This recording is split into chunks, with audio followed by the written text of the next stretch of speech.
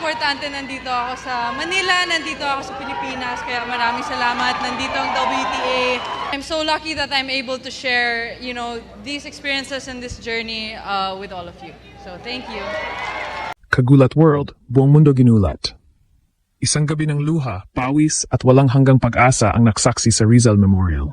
Ang ating tennis queen na si Alex Ala nagpakitang gilas sa isang warrior-level fight laban sa Colombian powerhouse na si Camila Osorio. Pagamat na uwis 4-6, 4-6 na pagkatalo, ang bawat palo ni Alex ay yumanik sa buong bansa. Mula sa dikit na bakbakan hanggang sa emosyonal na comeback sa second set, ipinakita ni Alex na ang pusong Pinoy ay hindi basta-basta sumusuko. Ito ba ay isang masakit na heartbreak o ang simula ng isang mas matinding redemption arc? Sa kabila ng pagkatalo, ang international tennis world ay napatingin sa bangis ng Pilipinas. Bakit sinasabing ang pagkatalong ito ang magiging susi sa kanyang top 40 dream at Grand Slam glory? Hihimayin natin ang bawat crucial na sandali, ang reaksyon ng sambayanan, at kung bakit ang Ella Revolution ay nagsisimula pa lamang. Buong mundo ginulat. Hindi ko alam kung paano sisimulan ang paglalarawan sa emosyong bumalot sa Rizal Memorial Tennis Center kagabi. Isang gabi na sana'y magiging selebrasyon, pero nauwi sa isang napakasakit na heartbreak, ngunit isang heartbreak na may kasamang matinding dangal. Ang ating Pinoy tennis queen, ang world number 49 na si Alexandra Eala, ay hinarap ang kanyang pinakamalaking pagsubok sa quarterfinals ng WTA 125 Philippine Women's Open laban sa Colombian beast na si Camila Osorio. Pagamat ang score ay nagtapos sa 4-6, 4-6 pabor kay Osorio, ang bawat segundo ng laban na iyon ay nagpa-vibrate sa buong arena at nagpatayo sa balahibo ng bawat Pilipinong saksi sa kasaysayan.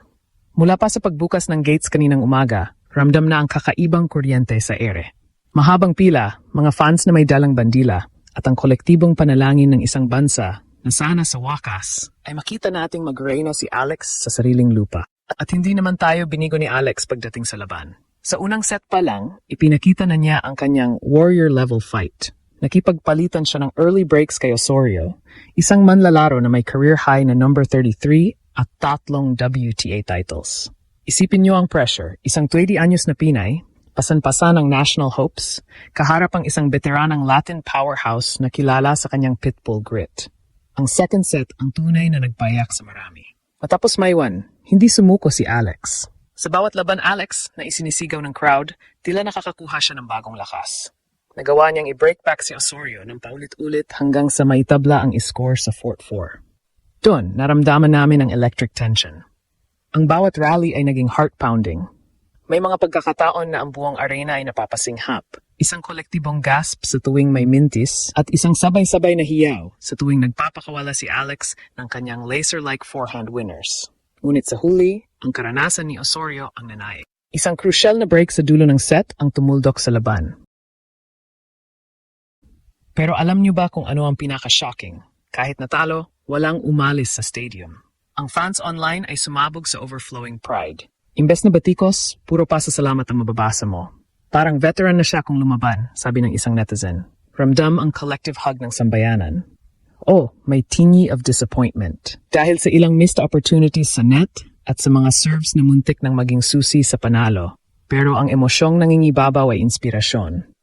Ang totoo niyan, ito ang redemption in disguise. Si Alex Ala, na dumaan sa mga injuries at heartbreaks noong nakaraang taon, ay bumangon at hinarap ang isa sa mga pinakamahusay sa mundo ng walang takot. Ang pagkatalong ito ay hindi katapusan. Ito ay gatong sa isang mas malaking apoy.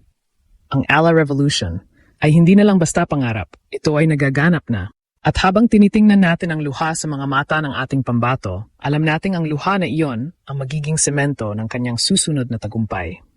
Sa likod ng bawat e-score sa scoreboard ay may kwento ng pagsisikap na hindi nakikita ng karamihan.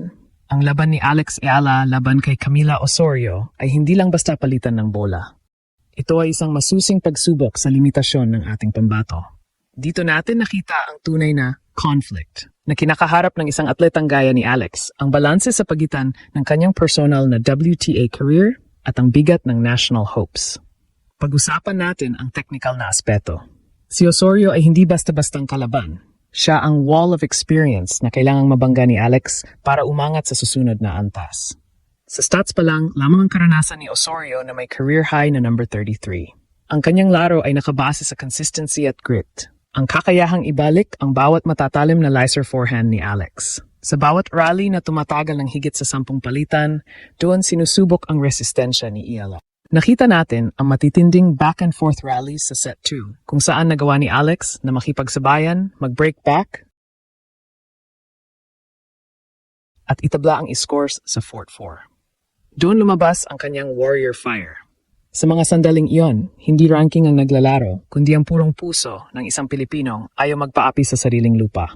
Ngunit dito rin natin nakita ang mga cracks na dala ng matinding pressure.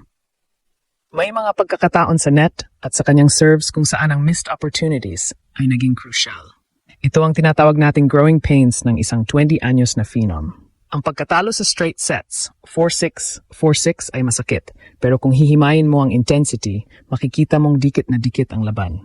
Ang pagkakaiba lang, ang big match experience ni Osorio sa mga crucial na puntos. Ang dinalang career versus bansa, drama ni Alex sa tournament na ito ay hindi matatawaran. Mula noong first round, dala ni Alex ang takot ng kanyang mga past heartbreaks, ang mga injuries na nagpatigil sa kanyang momentum at ang mga thigh concerns na nagpatense sa buong Rizal Memorial. Isipin niyo ang mental burden. Kailangan mong manalo para sa iyong ranking, pero kailangan mo ring manalo para sa libu-libong fans na nag-aabang sa labas, nagbabaka sakaling makakita ng kasaysayan. Ang pressure na ito ay sapat na para gumuho ang sinumang manlalaro. Pero si Alex, ginamit niya itong gasolina. Bawat swing ng kanyang raketa ay may kasamang dalangin ng sambayanan. Ang reaksyon ng mga netizens at fans ay isa sa pinakamadamdaming aspeto ng gabing ito. Imbes na disappointment, ang bumaha sa social media ay pure adrenaline and pride. Maraming fans ang nagsabi na ang hiyawan sa loob ng arena ay nagpa-vibrate sa kanilang mga screen sa bahay. She didn't lose. She just ran out of time, sabi ng isang comment na nag-viral. Ramdam ang collective gasps sa tuwing may break at ang hiyawan sa tuwing bumabalik si Alex mula sa pagkakaiwan. Ito ang epekto ni Alex Iala. Pinag-isa niya ang bansa sa isang laro na dati ay itinuturing nating laro lang ng mga elitist. Ang pagkatalong ito laban kay Osorio ay isang redemption in disguise. Mula sa mga luha ng pagkatalo, nakikita natin ang hope na nagpapatatag sa ating paniniwala sa future triumphs.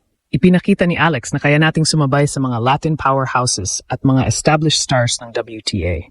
Hindi na tayo underdog na madaling itumba. Tayo na ngayon ang predator na kinatakutan dahil sa ating puso at determinasyon. Ang bawat patak ng pawis ni Alex sa court ng Rizal Memorial ay nagsilbing binhi para sa mas malaking legacy ng Philippine tennis. Hindi man naiuwi ang corona sa pagkakataong ito, ang Ella Revolution ay lalong naging matatag. Ang pagkatalong ito ay hindi isang dulo, kundi isang fire test na maghahanda sa kanya para sa Grand Slams at sa inaasam nating WTA glory. Sa gitna ng heartbreak, mayroong dangal. At sa gitna ng pagkatalo, mayroong pangako na ang susunod na laban, mas matapang at mas handa na ang ating tennis queen.